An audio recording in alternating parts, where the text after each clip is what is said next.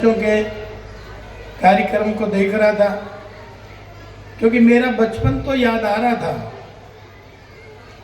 लेकिन हमारे समय में इस तरह के ना प्लेटफॉर्म थे ना स्कूल थे। तो मैं सोच रहा था हमारा बचपन भी अगर ऐसा होता तो हम भी आगे बढ़ने का और अपना देश के प्रति सहयोग करने का अवसर हमें और अच्छे से मिलता, क्योंकि अभी तो सारी जिंदगी गड्ढे भरने में चली गई।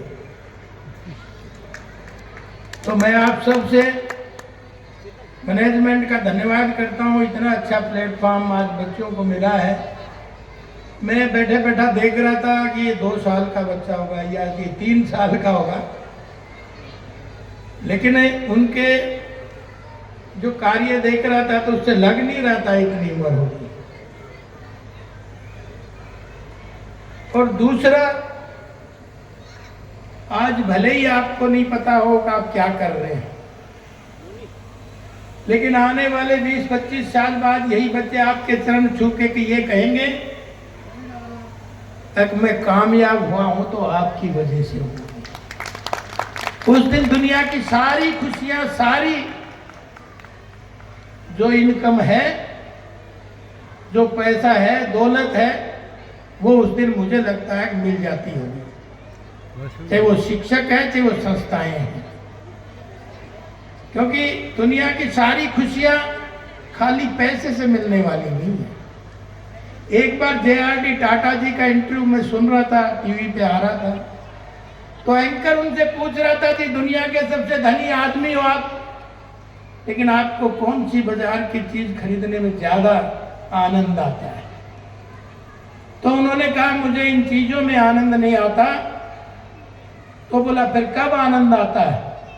जब बोला मेरे सामने व्यक्ति बैठा हो और मेरे तरफ देखते हुए उसकी नजरें मुझे निहार रही हो और उसके मन में ये चल रहा हो कि आज मैं कामयाब हूं तो सामने वाले व्यक्ति की वजह से।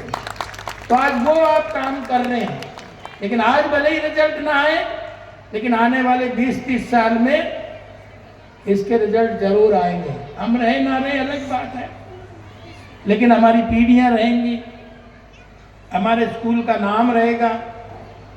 तो ये पौधा एक दिन के लिए नहीं लगता है। और मुझे अति प्रसन्नता हुई, मैं सेक्टर 4 में रहते हुए भी मैंने आज तक स्कूल को देखा नहीं। मेरे को जैसे ही घुसा तो मैं सोच रहा था कि मैं कहीं दिल्ली के बड़े स्कूलों में आ गया।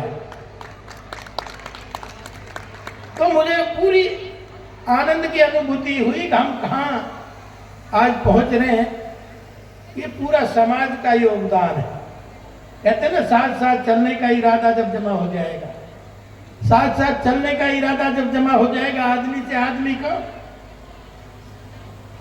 कारवां बढ़ जाएगा। और तू किसी के पैर के नीचे रख थोड़ी सी जमीन, तू भी किसी के लिए आसमां बन जाएगा।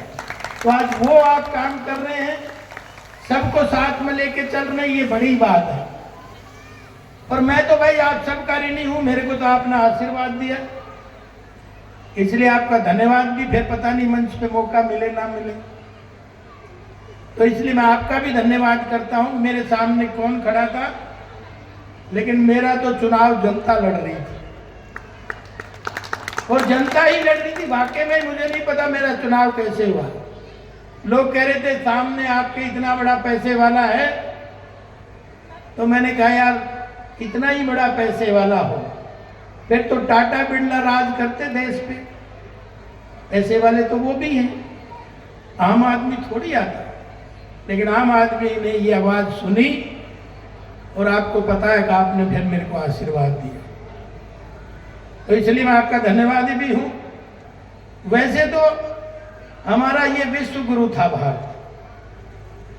कहते हैं 1,98,58,05,117 वर्ष पहले जब पहली बार सूर्य धरती पे आए तो लोगों ने आंख नहीं खोली थी।